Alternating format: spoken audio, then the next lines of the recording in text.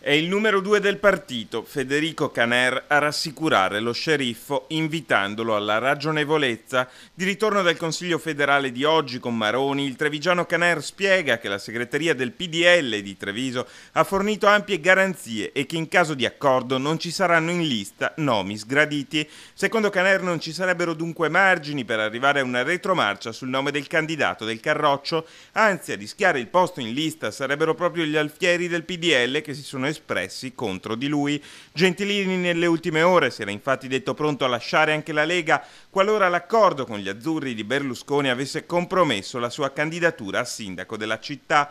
E proprio oggi della nuova intesa tra Maroni e Berlusconi parla anche Giuseppe Covre, tra i primi a chiedere all'allora segretario Bossi di far cadere il governo. Questo accordo è un grosso rospo. Un passo tuttavia necessario, secondo Covre, per poter vincere in Lombardia.